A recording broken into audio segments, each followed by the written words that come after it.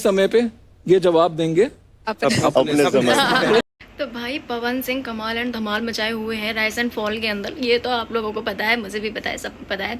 असनीर ग्रोवर ने आके सामने से बोला है कि लास्ट वीक ये शो नंबर 1 रहा है। तो भाई मतलब ये पता चल गया है कि पवन सिंह की कितनी पावर है, ये तो सबके सामने आ गया भाई। ऊपर से सबसे बड़ी बात ये है कि पवन सिंह के आने से ये शो तो नंबर 1 हुआ ही है। ऊपर से ये शो देखने में इतना इंटरेस्टिंग हो गया, शायद ही मतलब पवन सिंह से पहले कोई भी ये शो को जानता था। और इसे ना कंपेयर किया जा रहा है बिग बॉस के साथ। बिग बॉस ठीक है, अच्छा शो है, लेकिन पहली बार राइज एंड फॉल आया है, तो उस हिसाब से इसकी इतनी अच्छी ग्रोथ करवा दी है पवन सिंह ने, जिसकी कोई हद नहीं है। ऊपर से असनीर ग्रोवर ने आके ना सामने से ही पवन सिंह की इतनी तारीफ करी है कि भाई उनको पूरा डेडिकेट किया है कि आपकी वजह से ये हो गया है। अभी पवन सिंह तो पावर स्टार है, कुछ भी हो जाए ये जवाब अपने टाइम पर ही देते हैं। वो पता है क्यों जवाब अपने टाइम पर देते हैं? क्योंकि वो पावर स्टार है।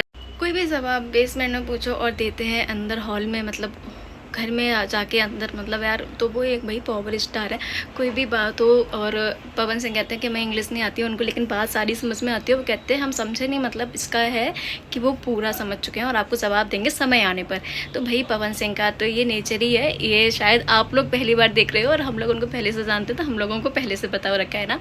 और सबसे बड़ी बात क्या है कि पवन सिंह के इस शो के कारण, मतलब आने के कारण इतना ये, मतलब बिहार, बनारस लोग, मतलब सारे लोग इतना ज़्यादा इस शो को पसंद कर रहे हैं जिसकी कोई हद नहीं है। इसलिए शो इतना वायरल हो रहा है।